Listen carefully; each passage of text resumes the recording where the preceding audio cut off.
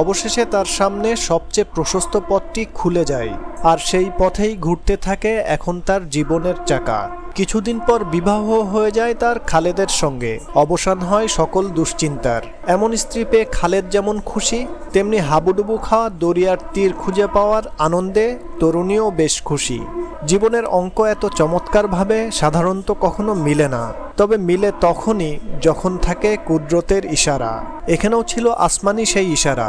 সতীত্ব ও সম্মানকে যারা সংরক্ষণ করার ক্ষেত্রে বদ্ধপরিকর, কুদরতের সহযোগিতাও হয় তাদের নিত্যসঙ্গী। না হয় যে রাশিয়ান তরুণীর হওয়ার কথা ছিল অন্যের শয্যাসঙ্গী, কেন হবে সে একজন ইসলাম প্রচারিণী?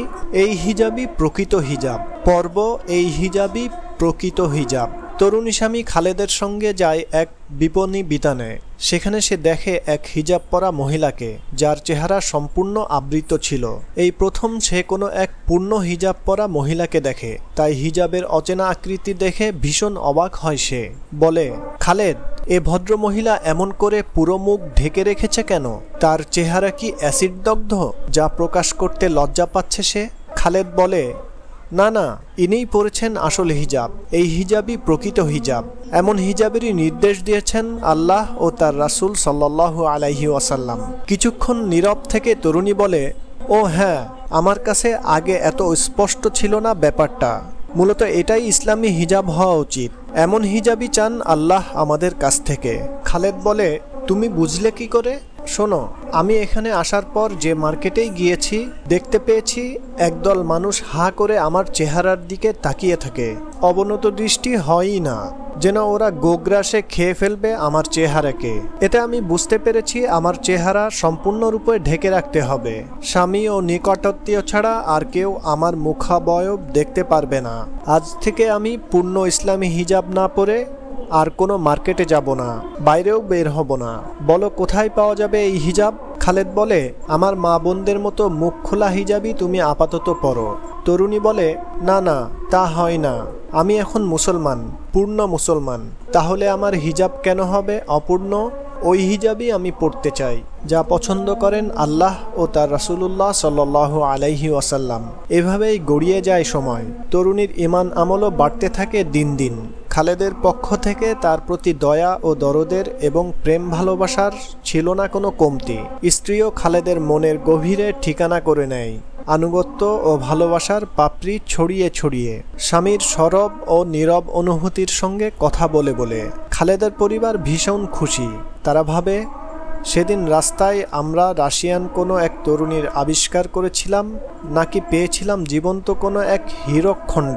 বেশ কিছুদিন পরের কথা, তরুণী নিজের পাসপোর্ট বের করে দেখে মেয়াদ প্রায় শেষের দিকে।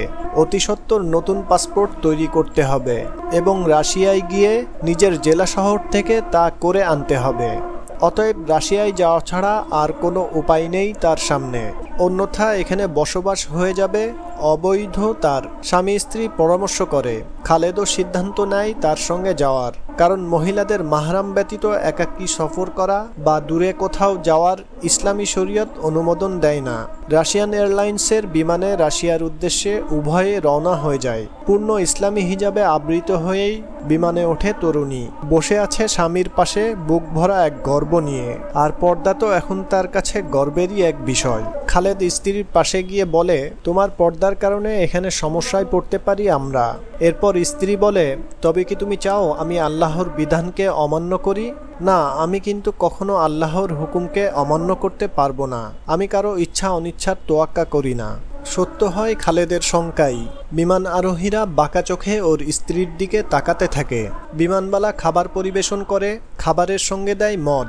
মদ খেয়ে মদ্যপরা শুরু করে মাতলামি। এদিক ওদিক থেকে তাকে লক্ষ্য করে করতে থাকে বিভিন্ন কটূক্তি। কেউ তিরস্কার করে, কেউ মুখ টিপে হাসে, কেউ ঠাট্টা বিদ্রূপে মেতে ওঠে, কেউ তার পাশে ঢুলতে ঢুলতে এসে দাঁড়ায়। কিন্তু খালেদ কিছুই বুঝতে পারছে না কি করবে সে, কারণ সবকিছুই বলা হচ্ছে রুশ ভাষায়। সে মনে মনে ক্ষুব্ধ হচ্ছে, ফুঁসে উঠছে, অথচ তার স্ত্রী মৃদু ভঙ্গিতে হাসছে। ওদের কিছু কিছু কথা তরুণী খালেদকে অনুবাদ করে শোনায়। অনুবাদ শুনে খালেদের শরীর আরও উত্তেজিত হয়ে ওঠে, কিন্তু স্ত্রী তাকে শান্ত থাকতে বলে। আরও বলে, সাহাবায়ে কেরাম দিনের জন্য যে কষ্ট সহ্য করেছেন এবং যে নিপীড়ন সয়েছেন সেই তুলনায় আমরা কি করছি বা কি সইছি। এরপর উভয়ে ধৈর্য ধরে এবং ধৈর্যের পরাকাষ্ঠা প্রদর্শন করে। একসময় বিমান আপন গন্তব্যে পৌঁছে যায়। প্রিয় দর্শক, রাশিয়ায় পৌঁছে খালেদ ও তার স্ত্রীর সাথে কি ঘটনা ঘটে জানতে চাইলে চ্যানেলটিকে সাবস্ক্রাইব করে বেল আইকনে প্রেস করুন। আর ভিডিওটি ভালো লেগে থাকলে একটি লাইক করে দিন। দেখা হবে পরের ভিডিওতে ইনশাআল্লাহ।